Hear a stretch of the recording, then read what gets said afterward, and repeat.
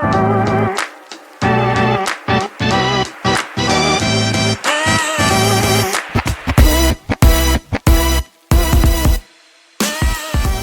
galera, Rafa aqui, você está no Podcast, o podcast da juventude aqui da Igreja Batista de Barreiros.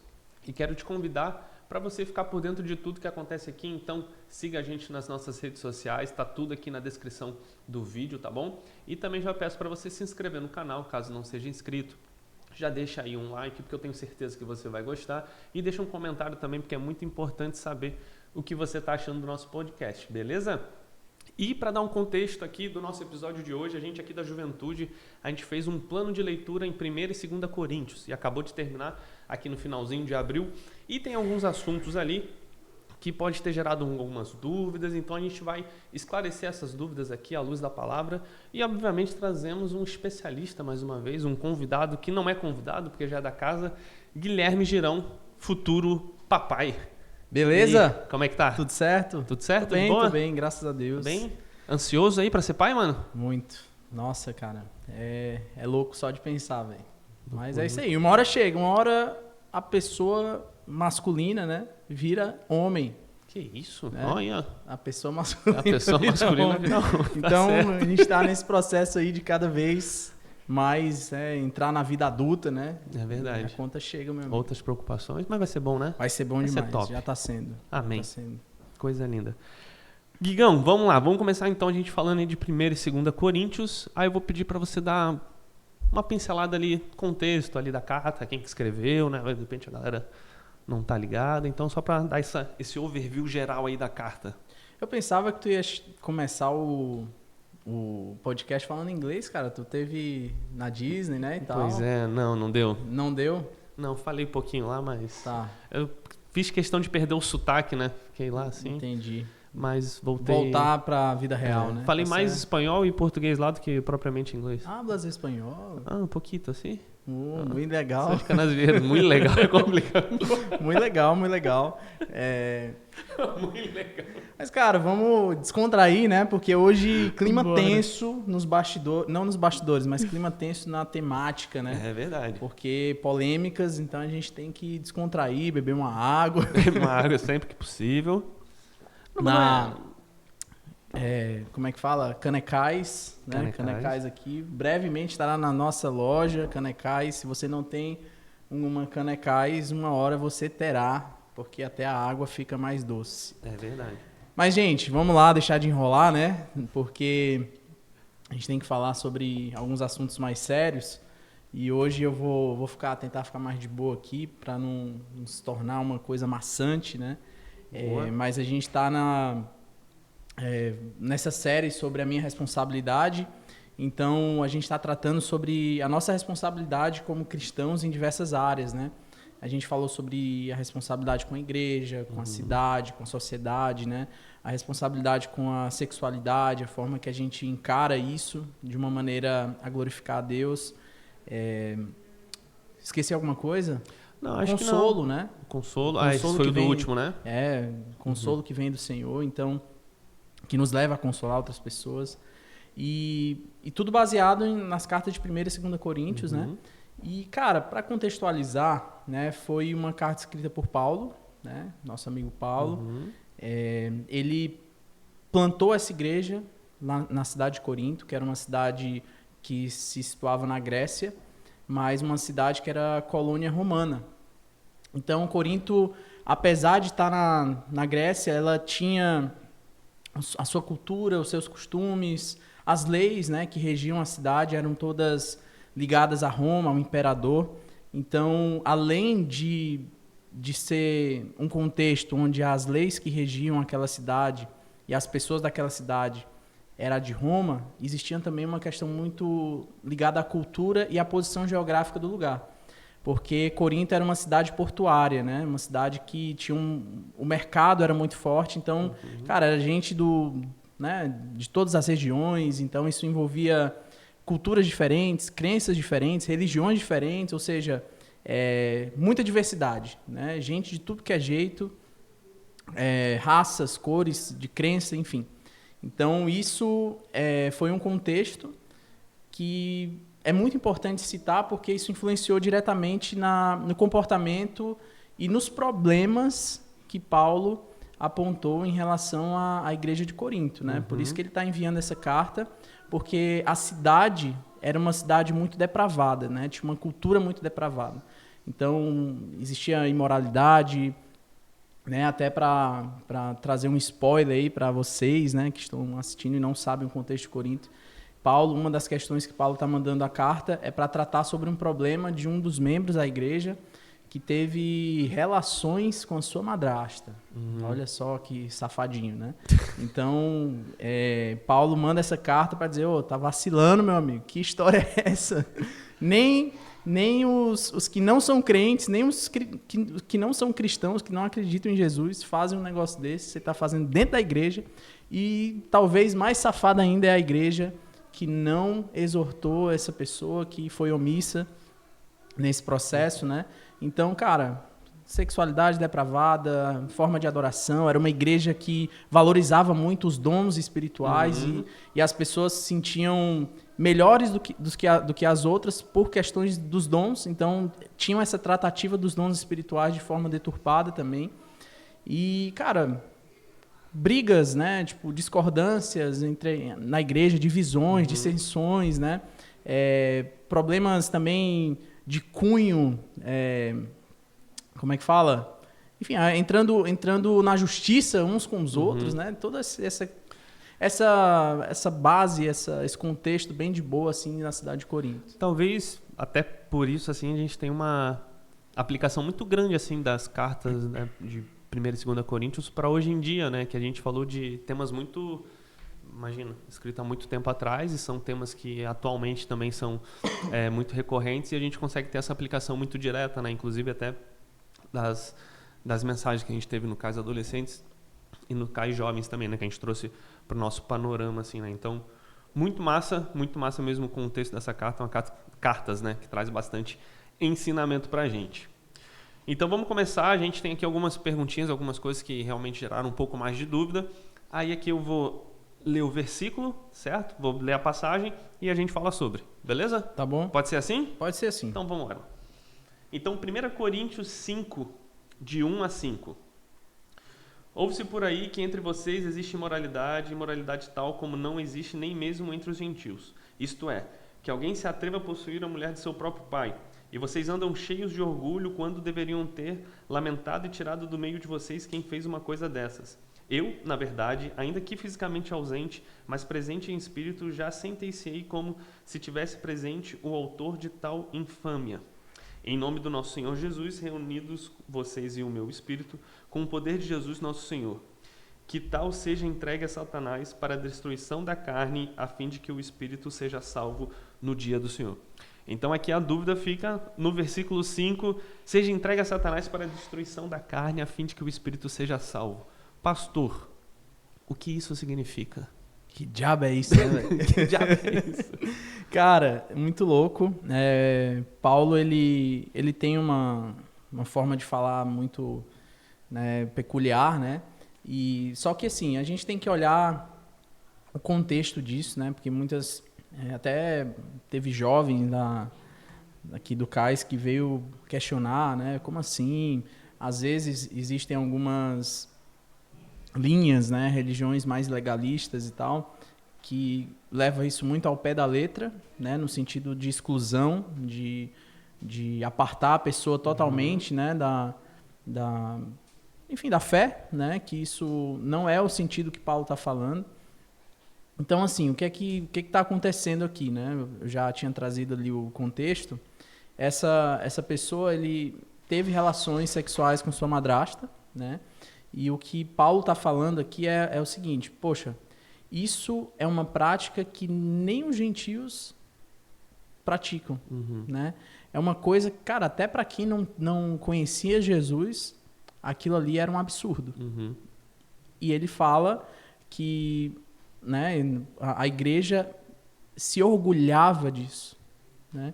Porque uma das coisas que Paulo trata nas suas cartas de 1ª e 2ª Coríntios, né, é sobre a liberdade, né? Então ele fala sobre a liberdade que muitos ali estavam usando dessa liberdade, usando um entendimento errado da liberdade que se tem em Cristo para satisfazer vontades pecaminosas. Então, tipo assim, poxa, eu tenho liberdade da condenação da lei, então eu posso fazer o que eu quiser. Perfeito. Não é a graça? Então, posso fazer o que eu quiser. Jogando com o regulamento, né? Assim, né? Exatamente. Então, tipo assim, tudo me é lícito, né? A gente tratou sobre isso, essa frase, que era um jargão, era uma frase típica ali da cultura deles, né? Da cidade e tal. Não, tudo me é lícito, mas Paulo vai dizer, cara, nem tudo convém. Nem tudo faz parte dessa liberdade, né? A minha liberdade em Cristo não é uma libertinagem para a gente fazer aquilo que nos convém, mas sim uma liberdade de adorá-lo, né? Uma liberdade da condenação da lei, de que, cara, saber que a minha salvação ela está baseada numa atitude de Deus e não nossa, né? Mas aí o que acontece? Paulo ele está confrontando essas pessoas, né? Como podem se orgulhar disso? Deveriam lamentar-se e excluir da sua comunhão o homem que cometeu tamanha ofensa. Embora eu não esteja com vocês em pessoa, estou presente em espírito e como se estivesse aí. Eu já condenei esse homem em nome do Senhor Jesus, convoquem uma reunião. Eu estarei com vocês em meu espírito e o poder do nosso Senhor Jesus também estará presente. Entregue esse homem a Satanás para que o corpo seja punido e o espírito seja salvo no dia do Senhor. O que é que Paulo está dizendo com isso, né? Tem um comentário de Gordon Fee, né? Que ele tem um comentário de Coríntios, e ele fala que esse entregar a Satanás é uma forma de disciplina extrema, né? Uma disciplina extrema, que isso significa remover o pecador da comunhão da igreja. Perfeito. Então, é remover o pecador da comunhão da igreja, do corpo de Cristo, e colocá-lo de volta ao mundo, né? Então não é tipo assim, não é falar, Satanás, pega para você literalmente e toma, assim, não é nesse aspecto, né? O N.T. Wright ele comenta que essa linguagem forte, ela visa proteger a igreja da contaminação moral do pecado. Então, né, se a gente for ler os comentários sobre isso, sobre essa atitude de Paulo, toda forma de disciplina, toda atitude de confronto ao pecado, ela tem um resultado, então tem a finalidade de correção e de restauração da pessoa. Então esse lance, né, até eu ouvi o o Nicodemos falando sobre isso, e ele compara essa atitude, né, a um aprisco com as ovelhas. E ele fala de imagina que tem uma ovelha sempre querendo pular a cerca, sempre querendo fugir do aprisco, né? É como se fosse essa atitude, tipo, sempre flertando com o pecado, sempre vivendo de forma pecaminosa. Aquilo ali pode contaminar a igreja, aquilo ali pode ser uma contaminação moral se isso não for tratado antecipadamente. No caso desse rapaz, a igreja era conivente a essas atitudes. Paulo está dizendo que eles se orgulhavam disso. Então, chegou ao extremo. A última medida é a que Paulo está tratando aqui. Cara, entrega a Satanás. Por quê? O que é o entregar a Satanás? No lance da ovelha ali, imagina que a ovelha está querendo sair do aprisco. Aí, está querendo sair? Pois então você abre a porta. E o que é que tem fora do aprisco? Predadores, tem lobos, né, e tudo mais. Então, é deixar a pessoa colher as consequências do seu pecado, para que ela seja restaurada pelo Espírito Santo. Então, se aquela pessoa é uma cristã, é uma nova criatura, o Espírito Santo vai conduzir ao arrependimento e tudo mais, mas é uma forma de disciplina para que ela tenha esse reconhecimento, esse arrependimento e volte restaurada, né? Tanto é que na carta de 2 Coríntios, Paulo vai citar essa pessoa e trazendo esse entendimento de que ela foi restaurada, de que esse cara foi restaurado e foi reintegrado ao corpo, né? Perfeito. Bom, então, removendo nessa pessoa ali da comunhão da igreja, a ideia é que ela consiga entender o grau de atitude que ela teve e através disso ela consegue se arrepender dessa atitude, né? Lá em Mateus 18, do 15 ao 17, né, diz assim, ó: se o seu irmão pecar contra você, vá e repreenda-o em particular. Se ele ouvir, você ganhou o seu irmão. Mas se não ouvir, leve ainda com você 1 ou 2 pessoas para que, pelo depoimento de 2 ou 3 testemunhas, toda a questão seja decidida, né? Até trouxe esse versículo para ajudar a galera a entender que não é uma exclusão do tipo assim, esquecemos esse irmão, ele está fora, não. Todo conflito a gente sempre vai ter que resolver em amor, né? Sim. E aqui tem uma instrução muito clara ali de, olha, vem, traz essa pessoa, tenta resolver. Se ela ouviu, pô, show de bola, porque tu ganhou esse teu irmão. E se não, tu chama também outras 2 pessoas que conseguem te ajudar a conduzir essa situação, né? Então, realmente não é aqui o literal, né? Entregar a Satanás e, esquece aqui, meu irmão, tu nunca mais vai fazer parte daqui, né? Mas tem um intuito, né? O arrependimento para que ele volte depois a fazer parte da comunhão da igreja novamente. Sim. Então, né? É só um parêntese, né? Como é legal o corpo de Cristo, né, cara? A gente tá aqui no podcast, fora dos nossos estúdios aqui, tá rolando o culto da terceira idade, né? Então, cara, tá uma animação, não sei se tá saindo o áudio aí. Tá animado mesmo. Mas tá rolando, né, um louvorzão ali. O negócio é depois a gente ir lá ver se descola um cafezinho, um biscoitinho, Pô, ver que tinha um negocinho ali. A mesa tá bonita, né? Pô, tem café, tá tem biscoito, tem pão ali, né? A galera animada. Mas, enfim, se sair um sonzinho aí no seu Spotify, não tem problema. Um fundo musical, um pad. É um pad. É benção. É um pad aí. Seu Jade tá agitando ali. Tá, né? É o Jade? É o seu Jade? O pai do nosso amigo Geleno. É por isso que eu achei um negócio bacana, né? Tem até uma gaitazinha, né? Verdade. Mas, gente, voltando aqui, ó. TDAH, né? Mas esse é um versículo importante, Rafa. Muito, muito bem colocado, né? Porque tem total conexão com aquilo que a gente está falando, né? Porque Jesus, ele é muito claro em determinar os processos de se tratar um pecado, né? O irmão pecou, o que ele fala? Vai até o seu irmão, confronte pessoalmente em amor, você e ele, e se ele, né, entender, se arrepender, glória a Deus, você ganhou seu irmão e tudo mais. Então, John Stott até enfatiza, né, que isso mostra respeito, né, pela dignidade da pessoa e evita um escândalo público, né? Aí existe outro processo. Pô, o irmãozinho ali não se arrependeu, não aceitou. Aí o que ele diz? Vai com testemunhas.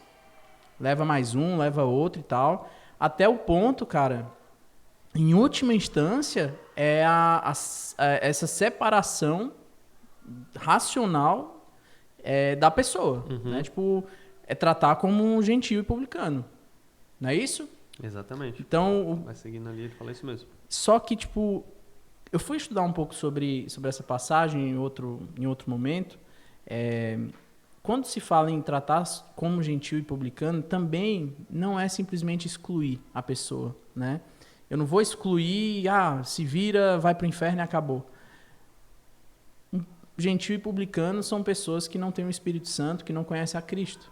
Isso não quer dizer que a gente não vá também cuidar dessa pessoa, evangelizar essa pessoa, mas a comunidade precisa tomar uma atitude para que essa pessoa seja corrigida e para que esse pecado, essa imoralidade, aquilo que está acontecendo, não contamine a igreja e não faça mal para a comunidade. Então, a gente precisa ter esse olhar de cuidado com a comunidade, mas também um olhar de cuidado com o indivíduo, né? Perfeito. A gente pode, então, ter um resumo dessa parte que entregar a Satanás e todo esse contexto que a gente falou, que é uma disciplina amorosa e restauradora, e não de uma exclusão definitiva, né? Com o objetivo do quê? Dessa pessoa, ela entender o que ela fez e voltar, né? Arrependida do que fez, para que ela volte à comunhão da igreja e assim vai seguindo a vida ali junto em comunidade. Isso aí. Certo? Bom, primeiro tema abordado com sucesso. Check, tranquilo, check. Tá feito. Agora aqui o segundo tema está lá em 1 Coríntios 11, do 3 a 16. Então, vamos embora nesse aqui. Versículo 3. Quero, porém, que saibam que Cristo é o cabeça de todo homem e o homem é o cabeça da mulher. E Deus é o cabeça de Cristo. Todo homem que ora ou profetiza com a cabeça coberta desonra a sua própria cabeça. Toda mulher, porém, que ora ou profetiza com a cabeça descoberta desonra a sua própria cabeça, porque é como se a tivesse rapada. Portanto, se a mulher não cobre a cabeça, nesse caso, que rape o cabelo, mas se é vergonhoso para a mulher cortar, rente ou rapar o cabelo, que ela cubra a cabeça, porque o homem não deve cobrir a cabeça por ser ele imagem e glória de Deus, mas a mulher é a glória do homem. Porque o homem não foi feito da mulher, mas a mulher foi feita do homem. Porque também o homem não foi criado por causa da mulher, e sim a mulher por causa do homem. Portanto, por causa dos anjos, a mulher deve trazer um sinal de autoridade na cabeça. No Senhor, todavia, nem a mulher é independente do homem, nem o homem é independente da mulher. Porque assim como a mulher foi feita do homem, assim também o homem nasce da mulher, e tudo vem de Deus. Julguem entre vocês mesmos. É próprio que a mulher ore a Deus com a cabeça descoberta? Ou a própria natureza não lhes ensina que é desonroso para o homem usar cabelo comprido? E que tratando-se da mulher, é para ela uma glória? Pois o cabelo lhe foi dado em lugar de véu. Mas se alguém quiser discutir essa questão, saiba que nós não temos tal costume, nem as igrejas de Deus. Longo esse aqui, né? Bastante. Cara, aqui vai ter bastante coisa pra gente falar e fica à vontade. Tu leu até o 35? Até o 16. Até o 16? 13 a 16. Tá. Qual é a pergunta? Pergunta aqui... Boa, né? Aqui fala ali das cabeças cobertas, então, pô, por que é desonra? Por que é desonra? Por que um tem que cobrir a cabeça, outro não tem que cobrir a cabeça? É uma questão de cultura, é uma orientação... Não sei, se eu fizer isso eu vou ser entregue a Satanás, não tô dizendo. Mas o que quer dizer aqui, né? Cara, tem um teólogo chamado Anthony Shelton, que eu não sei se pronuncia dessa forma, ele diz assim, no comentário dele, ele explica que é uma questão que envolve honra, autoridade e ordem culturalmente reconhecida, né? Porque eu vou ler um pouquinho agora, porque tem coisas mais técnicas, né, e tudo mais. Então, eu fiz algumas anotações. Na cultura greco-romana, né, naquela época, o que acontecia? Os homens, com a cabeça coberta em oração, pareciam imitar práticas pagãs.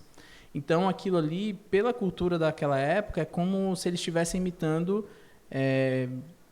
homens de outras religiões fazendo suas orações ou fazendo seus rituais pagãos, né? E isso manchava, né, a imagem de uma busca verdadeira por Cristo, a adoração que agradava ao Senhor, né? Então, a começar por isso, né, uma cultura pagã ali da época,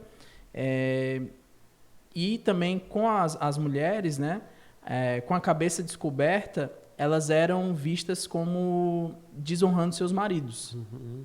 Isso era algo cultural, né? E também, às vezes, isso era interpretado como um símbolo de que ela era sexualmente disponível. Então, uma mulher com a cabeça descoberta era sexualmente disponível.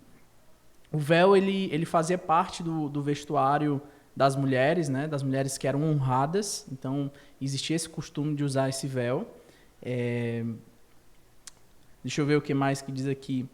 E naquela época, a utilização do véu era um símbolo de recato, né? E estava ligado à submissão. Se era uma moça que não era casada, simbolizava submissão ao seu pai ou ao seu irmão, né?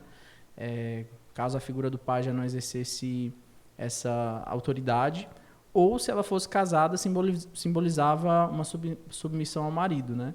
Tanto é que na história, quando a gente vai lá para Gênesis, né, quando Isaac, né, na verdade Rebeca, ela é trazida, né, para se casar com Isaac. Quando ela chega ali no camelo, ela vê Isaac ali no pasto, né? O que ela faz? Ela cobre a cabeça, porque isso é uma cultura da época, né? Enfim, desde aquela época.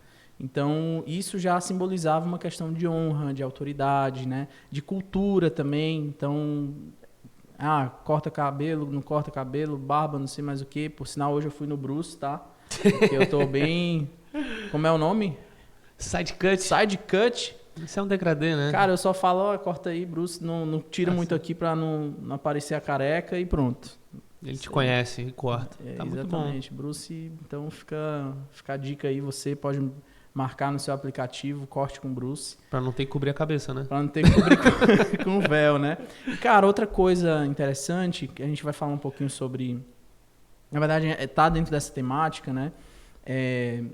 Lá em Corinto, por ser uma cidade portuária, né? Uma cidade que o mercado era o forte, né? Então, cara, gente de todo canto, né? Chegava de navio e tudo mais, e homens, né? Uhum. Então, ali onde tinha homem, né? Existiam também prostitutas. Então, a mulher que era reconhecida ali como prostituta tinha essa questão do cabelo raspado. Uhum. Então, isso caracterizava, né, uma mulher que vivia da prostituição. Uhum.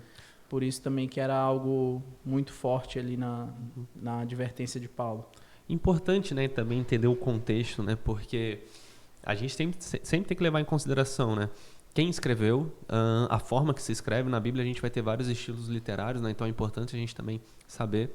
E também quando se destina uma carta, né, a carta vai ter o quê? Um destinatário, obviamente, alguém que está escrevendo para alguém, e aqui são cartas de conselho. Então, entendendo o contexto, a gente consegue ter essa aplicação melhor da palavra e entender cada coisa, né? Uhum. Tem um versículo ali em Gálatas, Gálatas 3, eu vou ler aqui do 26 até o 28, que diz assim, ó: pois todos vocês são filhos de Deus mediante a fé em Cristo Jesus. Porque todos vocês que foram batizados em Cristo, de Cristo se revestiram. Assim sendo, não pode haver judeu nem grego, nem escravo nem liberto, nem homem nem mulher, porque todos vocês são um em Cristo Jesus. Eu trago esse versículo aqui até para dizer que fomos salvos por Cristo. Nele nós fomos batizados porque acreditamos no que Ele fez, e nele nós somos um. E aqui não tem a distinção de pessoa, né? Uhum. Independente se você aqui como diz, né, nem escravo, nem liberto, nem judeu, nem grego, nem homem, nem mulher. Então, todo é tratado num pé de igualdade, né? Sim. Até porque traz muito essa questão de, vai dizer, poxa, mas a orientação que tem ali na Bíblia pode ser até machista e tal, mas a gente entende o contexto e a gente sabe que, até independente do contexto da época, existe algo que é muito maior, superior a isso, que Sim. é o que Cristo fez pela gente, coloca a gente em pé de igualdade, né?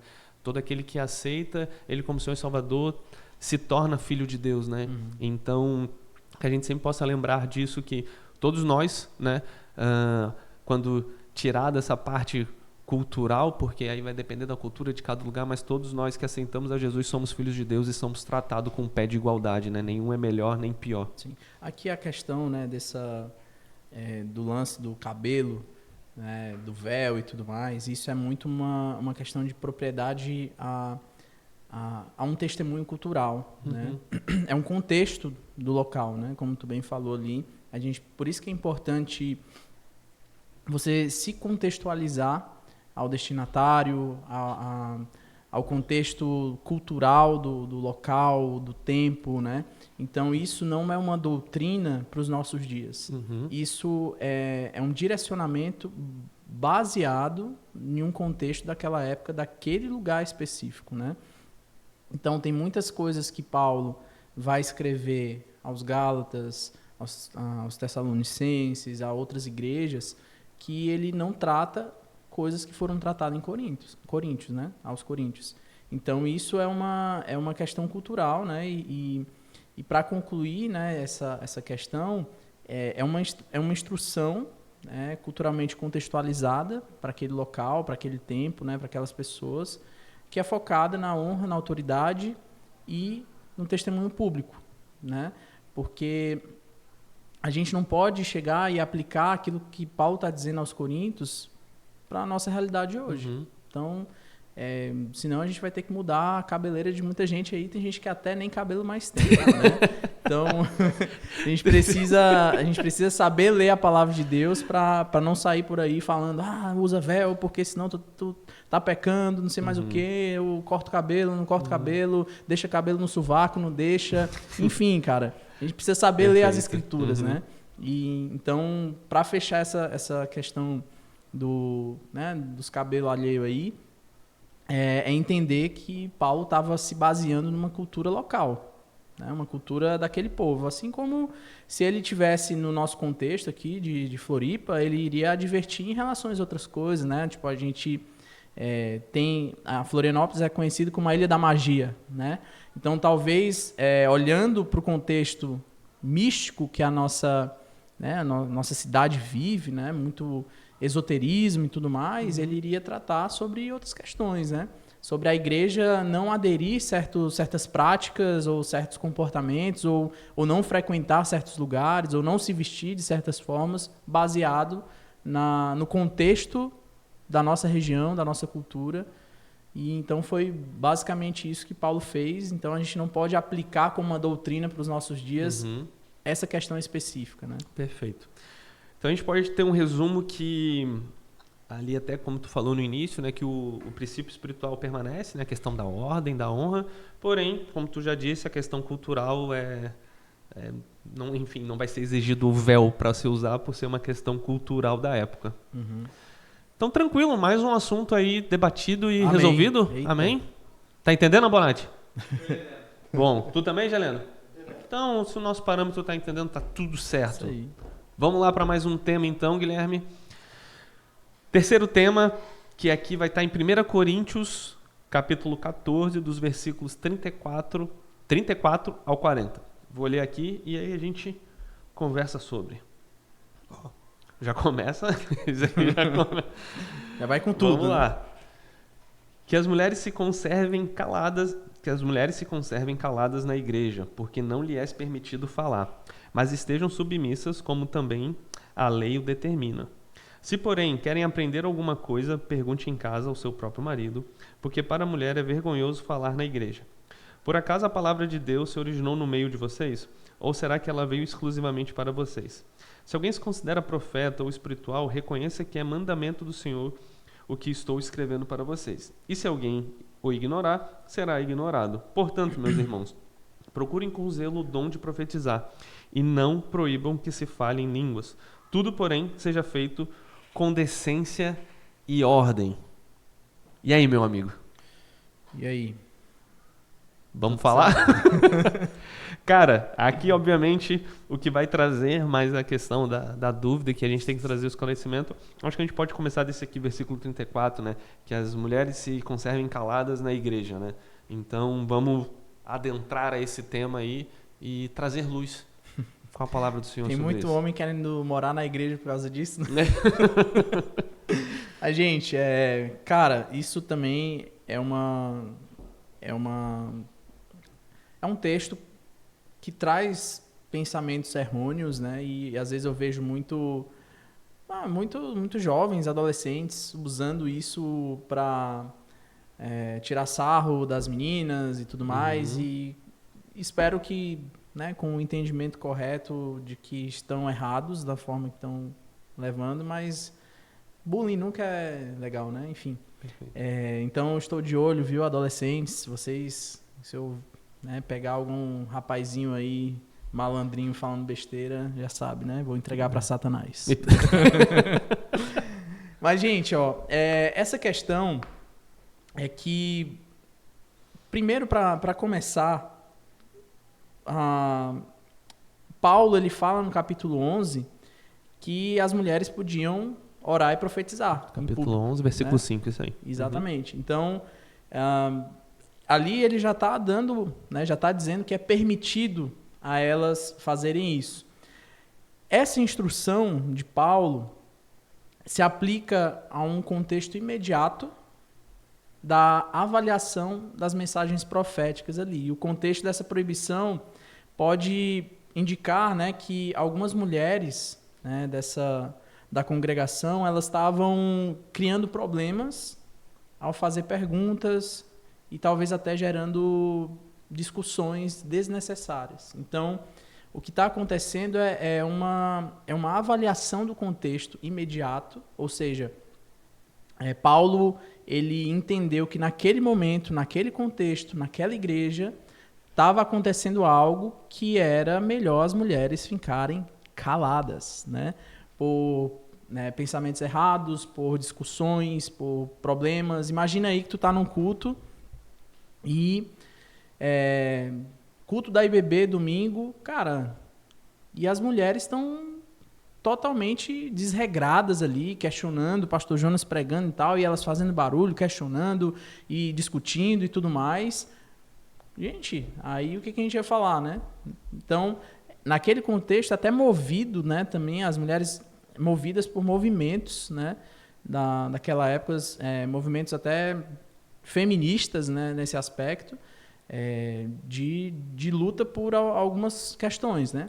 Então, até pelo contexto ali da região, da cidade, também estava havendo esse tipo de questões, né? Por isso que Paulo está estabelecendo esse critério, né, baseado na ordem, na decência, que fala ali no final do versículo, para que a igreja, a congregação, pudesse funcionar de forma ordenada, né? Perfeito. Até trazendo aqui alguns versículos, lá em Atos 2:17, vai dizer assim, ó: "E acontecerá nos últimos dias, diz Deus, que derramarei o meu espírito sobre toda a humanidade. Os filhos e filhas de vocês profetizarão, e os seus jovens terão visões, e os seus velhos sonharão." Então aqui a gente tem ali, filhos e filhas profetizarão, então não tira, né, enfim, uma possível fala, uma possível instrução que possa vir ali das mulheres. E também em Atos 21:9 vai dizer: Filipe tinha 4 filhas solteiras que profetizavam, né? Então a gente vê ali também Deus usando, enfim, mulheres para fazer isso. Lá em Juízes a gente também vai ter Débora. Então a gente vai ter na Bíblia muitas passagens de mulheres que foram importantes. Eu estou tentando lembrar de mais, que Raabe também, no Antigo Testamento, que foram usadas por Deus e que, enfim, tiveram sua contribuição, tiveram, enfim, o seu agir através da vida delas, o agir de Deus, né? Então aqui a gente vê algo bem como tu falou, na questão de um contexto muito específico. Então muito importante sempre entender o contexto, né? E que não é uma proibição total, né? É naquele ponto ali. Sim. E em outros textos, né, a gente pode ver, como eu citei aqui, mulheres orando, profetizando, enfim, e tendo esse agir através da vontade de Deus. Deixa eu só ler aqui minhas anotações, né? Comentários de Gordon Fee, e agora eu não vou saber pronunciar o sobrenome, mas é Ben Winterton. Esse é difícil, esse é complicado. Eles argumentam que esse texto ele não contradiz o capítulo 11, né? Onde Paulo ele reconhece que as mulheres oravam e profetizavam publicamente, 11:5, como você muito bem colocou ali. E esse calar-se, né, não é absoluto. Não é tipo assim, nunca falem na igreja, nunca abram suas bocas na igreja, né? Então, para a maioria dos estudiosos, né, se entende o que Paulo está dizendo. Ele está lidando, né, com interrupções desordeiras nas reuniões. Então, está tendo desordem, está tendo bagunça, está tendo problemas, divisões, discussões, está virando uma feira, né? E Paulo está dizendo, chega. Tanto é que a palavra grega, né, de calar, essa palavra aparece 3 vezes no capítulo. Primeiro para profetas, depois para quem fala em línguas sem intérprete, e agora para mulheres, né? E em todos os casos, ele trata essa palavra se trata de calar-se em certos momentos, né? Porque quando a gente vai estudar grego, hebraico, é uma linguagem mais rica, né? Então o original se trata de calar-se em certos momentos. Não é uma proibição geral, não é uma proibição absoluta, né? Selton, né, que eu já tinha citado, ele sugere que talvez se refira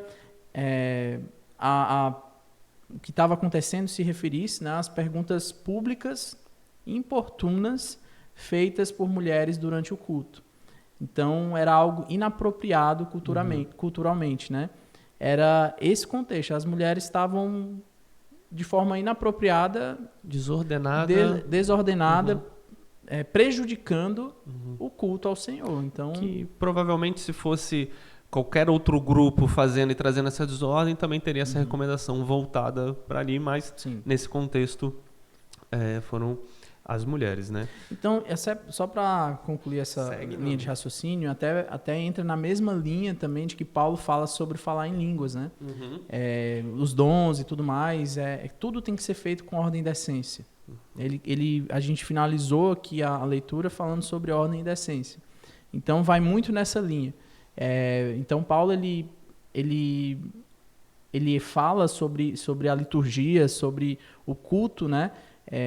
Sendo um culto de ordem. Então, ele vai tratar sobre os dons, ele vai tratar sobre o falar em línguas. Se não tiver, tem que ser no máximo 3 pessoas, se não tiver quem interprete. Então, tudo gerando a ordem, tudo vai contribuir, vai convergir para a ordem e decência. E se não houver ordem e decência, aquilo ali deve ser interrompido. Perfeito. Então, a gente pode ter um resumo disso, que essa instrução, né, que foi direcionada ali não é algo total, não é algo na sua totalidade, que é para se perdurar, mas era num contexto de trazer ordem a um culto, a algo que aconteça assim. A gente vê o agir de Deus, e Deus usando mulheres em outros momentos da Bíblia, né? E, enfim, trazendo aqui para um contexto nosso, né? Obviamente que nas igrejas, vou dizer aqui, evangélicas, que é a que a gente representa, talvez não, né? É que a gente está representando, mas que as mulheres, obviamente, têm a permissão de falar. A gente vê grandes mulheres sendo usadas em congressos, em pregações, uma série de coisas. Inclusive, nossa amiga irmã Milena também prega muito aqui no culto. Maravilhosa. Que é esposa do pastor Guigão. E mãe, né, do Robson Cleiton. E mãe do Robson Cleiton. Eu não queria falar isso, eu me segurei. Segura não. Cara, se solta, meu amigo. Não, mentira, Robson gente. Cleiton Não vai ficar gravado. Não é Robson Cleiton, gente. E aí vão ter variações quanto à questão de liderança pastoral, mas isso fica para um outro tema, que aí a gente pode entrar em outras coisas e tal. Mas, mulheres, falem na igreja. Falem até mais que os homens. Mas assim, foca em mim aqui, Ambonati, câmera 3. Obrigado. Maridos, eu sei que vocês até pensaram em não mostrar esse podcast para suas esposas. Mas uma palavra para vocês, deixem de ser safados, tá? E não deturpem a palavra de Deus para fechar a boca da sua esposa, porque é muito melhor que você escute sua esposa. Então, uma das coisas que é muito importante, né? Eu estava no congresso de KPN e eu fui falar com alguns pastores, né? Sempre que eu passava por um pastor assim, né? Um dinossauro aí da fé, eu pedia para me dar um conselho, né? E um deles, né, se eu não me engano, foi o Elias Dantas. Ele chegou para mim e falou: escute sua esposa. Ou foi o Paulo Mazzoni. Me perdoe pelos dois aí. Eu sei que vocês não vão ouvir esse podcast, pelo menos não agora, né? Talvez escutem até, né? Vamos mandar um link para eles. Mas vamos mandar. Mas ele fala: escute sua esposa, né? Então, muito importante a gente escutar a nossa esposa. A gente, como você falou aí, a gente está tratando sobre o lance cultural, sobre essa questão de falar, de não falar e tudo mais, mas isso não tem a ver com, como é que fala? Com um ser mais importante do que o outro. Né? Não, a submissão, quando se fala, não é tipo assim, o homem é mais importante do que a mulher é mais importante que o homem. Não, os dois são iguais. Homens e mulheres são iguais perante o Senhor, até que tu leu assim, não existe mais escravo, não existe mais, né, gentil e tudo mais, judeu. Cara, todos, né, no sentido criação mesmo, né, todos são iguais perante o Senhor. A questão é, o homem tem suas, né, aplicações como homem, assim como a mulher tem aquilo que ela foi destinada também a fazer como mulher. Isso não quer dizer ser mais importante ou não, né? O homem está, não, até Paulo fala no casamento, né, que a autoridade do nosso corpo não é mais nossa, é da esposa, assim como da esposa, não da esposa é do homem, né? Esse negócio de meu corpo, minhas regras já não vale mais para nenhum dos dois, né? Mas enfim, só para deixar claro, né, que que é meramente questões de papéis diferentes. Perfeito. O homem foi criado para um papel, a mulher foi criada para outro papel, e juntos, lado a lado, eles vão, né, cumprir com esse papel para fazer parte desse plano perfeito de Deus para a humanidade. Né? É legal que vai se encaixando, né? Como um quebra-cabeça, vai se encaixando e tem ali os dois juntos, cada um com a sua responsabilidade. A gente pode ter uma responsabilidade na totalidade que os dois também podem exercer juntos, né? E também aí, né, a gente não pode esquecer que também um mandamento que é dado pra gente, né? Maridos, amai vossas esposas como Cristo amou a igreja. Exatamente. Então, ó, dando a vida por ela. Olha o tamanho da responsa que exatamente. ficou. Mas bora ao próximo assunto então? Bora. Acho que esse... Tranquilo? Tranquilo. Por mim... Então fechamos. O próximo é o espinho na carne. Eita. Vamos ler 2 Coríntios, capítulo 12, versículos de 7 a 10. E para que eu não ficasse orgulhoso com a grandeza das revelações, foi-me posto um espinho na carne, mensageiro de Satanás para me esbofetear, a fim de que eu não me exalte. 3 vezes pedi ao Senhor que afastasse de mim. Então ele me disse: a minha graça é o que basta para você, porque o poder se aperfeiçoa na fraqueza. De boa vontade, pois, mas me gloriarei na fraqueza, para que sobre mim repouse o poder de Cristo. Por isso sinto prazer nas fraquezas, nos insultos, nas privações, nas perseguições, nas angústias, por amor de Cristo, porque quando sou fraco, então é que sou forte. Cara, o que é esse espinho na carne? Cara, seria melhor um espeto na carne, né? Um espeto na carne. Espeto na carne é muito melhor, né, Rafão? Rafudo. É muito melhor. Realmente. Rafudo. A gente pode fazer um podcast com churrasco um dia aqui também, né? Churrascast. Sabe fazer churrasco, Ambonante? Sim. Aí, ó, pode sair, hein? O Geleno sabe mais. Não, o Geleno vai só comer. Mas o Ambonas faz o churrasco pra nós num próximo aí. Cara, então, esse texto é muito bacana, né? Porque, pô, se a gente for parar pra pensar, né? Tirando Jesus, né? Pô, o cara do Novo Testamento é Paulo, né, velho? Pra mim, pô, todo respeito ao Pedrão, né? Tipo, os outros ali, mas, cara, Paulo é fera demais. Fez um bocado de coisa, né? Fez um bocado de coisa. E chegou depois, né? Passou por um bocado de coisa também, chegou depois, mas por isso que ele até, né, ele fala assim de forma humilde, dizendo que eu sou o menos digno, né? Eu sou o pior de todos os apóstolos e tal. Porque... Nem se considera apóstolo, né? Tem pois é, mas ele fala que, tipo, pô, persegui a igreja, né? Fiz uma série de coisas terríveis, né? Aos cristãos e tal. E ele não andou com Cristo, ele teve aquele encontro, aquela revelação com Jesus ali. Mas, cara, o que Paulo fez, né? Tipo, pro crescimento da igreja, para a expansão do cristianismo ali na igreja primitiva, é fora de série, né? Então, isso até é uma forma de, cara, de ele mesmo entender, né, que ele não é digno daquilo, ele fala aquilo que eu quero fazer eu não faço, mas aquilo que eu não quero, isso sim eu faço. Então ele demonstra as suas fraquezas, ele demonstra que é pecador, porque senão é muito fácil a pessoa achar, eu sou bom mesmo, né? A gente faz muito menos, não chega a 1% do que Paulo fez ali, do que os discípulos fizeram naquela época, e às vezes a gente pensa que a gente é bom, né? A gente merece alguma coisa ainda, né? Tô pregando bem, olha quantas visualizações, nossa, o ministério está crescendo. E Paulo tinha muita coisa ali para se gloriar, mas ele fala que ele se gloria apenas em Cristo, né? No Senhor e tal. E aqui ele fala desse espinho na carne, né? Que muito se questiona sobre o que seria esse espinho na carne. Alguns teóricos, né? Não falo nem teólogos, eu falo alguns teóricos dizem que Paulo era homossexual, outros dizem que era questões de cunho sexuais, né? Fala que era uma doença, algo físico, ou um problema, né, mental, alguma coisa do tipo. O certo é que a gente não sabe, não existe uma definição. Paulo não deixa claro, então quando a gente estiver, né, na eternidade ali, a gente pergunta: e aí, Paulo, o que era isso aí? O que era esse espinho na carne? Que espinho era esse aí, meu amigo? Mas hoje a gente não sabe, mas o que é que importa? Importa o que ele fala, né?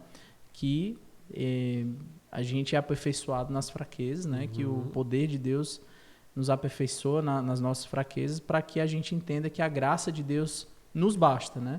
Que não é aquilo que a gente tem em terra, não é aquilo que a gente ganha fisicamente, mas é a graça de Deus na nossa vida, que ela nos basta diante de tudo aquilo que a gente poderia ter. De tudo aquilo que a gente poderia ter e que a gente não faz nada pelo próprio braço. Até lá em Gálatas, né? Gálatas 4, versículos do 14 ao 15, né? Ele vai falar ali uma questão de uma enfermidade, né? Vou ler aqui. E por mais que a minha enfermidade na carne lhes tenha sido uma provação, vocês não me trataram com desprezo nem desgosto, pelo contrário, me receberam como um anjo de Deus, como o próprio Cristo Jesus. O que aconteceu com a felicidade que vocês tinham, porque posso dar testemunho de que, se fosse possível, vocês teriam arrancado os próprios olhos para me dar. Obviamente, não é nada querendo comprovar ou não, mas ele cita isso, a gente não sabe se poderia ser algo assim, realmente, a enfermidade disso, né? Lá em Filipenses 4:13, a gente vai ter o versículo, né? O tudo posso naquele que me fortalece, então, mas trazendo essa ideia que, tipo, poxa, por mais que eu possa ter, enfim, essa enfermidade, esse espinho na carne, a graça de Deus me basta para que eu consiga cumprir, né? A obra que ele, enfim, destinou ali para Paulo, né? Sim. E eu acho que isso é um ensinamento para a gente também, sabe? Como cristãos, por mais que a gente não passe, né? Nem perto daquilo que Paulo passava como apóstolo, né? de Jesus, a gente muitas vezes se questiona, né? A gente fica, meu Deus, está tão difícil, tá muito pesado, né? A carga está pesada na igreja, eu não tenho mais tempo para me divertir e tudo mais. E às vezes também, não só isso, né? Mas a gente está servindo, a gente está, né, se dedicando, e você pode pensar, poxa, mas por que eu não consigo, sabe, prosperar em outras áreas? Sabe, por que né, algum membro da minha família está doente? Por que está tão difícil? Poxa, mas eu estou me dedicando, eu estou servindo, eu estou cumprindo, né, com a risca aquilo que Deus está me chamando, eu estou discipulando, eu estou pregando, eu estou evangelizando, mas por que eu tenho isso, né? E o que Paulo fala aqui, ele diz, né, para que eu não me tornasse arrogante, né? Foi-me dado um espinho na carne. Então, a arrogância, cara, é algo muito fácil da gente adquirir, né? E a gente pensa que Deus tem alguma obrigação para conosco, né? A gente pensa, poxa, mas eu estou fazendo, Deus, por que tu não está fazendo isso por mim? Cara, a gente faz por gratidão. A gente faz porque Ele já fez e não por aquilo que Ele pode fazer. Então, é entender, cara, que nas nossas fraquezas o poder dele se aperfeiçoa. É entender que, tipo, as dificuldades são oportunidades da gente buscar mais a Deus, da nossa fé ser trabalhada e desenvolvida e aperfeiçoada, e entender que, cara, nós não merecemos coisas boas. A gente não merece a graça de Deus, a gente não merece as bênçãos de Deus, a gente não merece coisas boas, cara. Tudo isso é graça do Senhor, é misericórdia de Deus na nossa vida, e a gente precisa usar isso, essa consciência, como um combustível para a gente fazer mais pelo reino, né? E se dedicar e sempre buscar um lugar de humilhação, de humildade, de pensar, cara, não é meu trabalho, não tem a ver comigo, não tem a ver se eu prego bem, se eu canto bem, se eu tenho uma boa técnica em alguma área. Cara, não tem a ver com isso, tem a ver com o poder de Deus. Tudo que acontece na igreja do Senhor, cara, é poder de Deus e graça de Deus. Então, Paulo, ele fala isso, cara, dizendo, eu não sou perfeito, eu não estou nem perto de Jesus, eu tenho um espinho na minha carne que me atormenta, como é que ele fala? Um enviado de Satanás, né? Um emissário de Satanás. Para me esbofetear. Para me esbofetear. Então tá lá o negócio lá, né? Dando na cara de Paulo. E a entender, cara, tudo que eu faço não tem a ver com minha força, não tem a ver com o que eu sei ou com minha capacidade. É o poder de Deus. Então é isso. E isso que tu fala, né? Ontem eu estava fazendo aqui o devocional com o Caio, né? E a gente estava no capítulo 2, né? Fé e graça. E é muito legal que no final... Que devocional? O 1 a 1, nosso devocional do Cais. Ah, tá. O que é 1 a 1, Raul? Acompanha a gente nas nossas redes sociais que você vai discipulado, saber. Né? Discipulado. Nosso discipulado, isso aí. Não é devocional, é discipulado. Eu sempre confundo o nome. Confunde, perfeito. né, cara? O Mas discipulado. uma hora sai. E ali no final ele traz uma comparação, né? Que ele explica o que é justiça. O que é justiça? É eu fazer algo errado e receber a punição por aquilo que eu fiz. Misericórdia é eu fazer algo errado, tô resumindo, obviamente, eu fazer algo errado e alguém me perdoar. Olha, eu te perdoo pelo que você fez. Ele sentiu pena ali do que poderia acontecer, então eu te perdoo. E graça é eu fazer algo errado, eu ser perdoado e ainda ser creditado algo a mim, ou seja, não a mim por eu merecer, mas olha só, tu fez isso aqui errado, não tem problema, eu te perdoo e ainda toma isso aqui. Então, quando a gente olha presente, né? Exatamente. Então, quando a gente olha assim, tipo, porque pra gente se envaidecer precisa de muito pouco. É um elogio, qualquer coisinha a gente acha que a gente merece algo de Deus. E aqui diz, né, que, poxa, olha, minha graça te basta. Ou seja, aquilo que tu estava destinado, que era uma vida eterna longe de mim, agora você não tem através de Cristo Jesus. Então, essa graça é o suficiente pra gente, né? E trazendo um resumo aqui, já que eu trouxe o resumo de todos os pontos, a gente pode dizer que o foco aqui não é descobrir o que é esse espinho na carne, mas ter o foco que a dependência da graça de Deus é o que nos importa. Isso aí. Amém? Amém. Fechamos, meu amigo? Eu acho que sim, não né? tem mais nada não, foi tão de boa. Olha, que ia ser difícil. Tem mais... Pô, foi complicado. Jesus amado. Mas deu boa, conseguimos passar por todos os assuntos aqui. Acho que fechamos. Mais uma mensagem especial? Cara, dizer que é um privilégio isso aqui, né? Que Deus continue abençoando esse ministério, podcast, que venham mais episódios aí que contribua muito com o nosso crescimento, tem contribuído bastante, muita gente boa tem passado por aqui e é sempre fortalece a nossa fé, ouvir o testemunho da vida de pessoas, né, que tem caminhado de forma contínua com o Senhor, isso fortalece a nossa fé.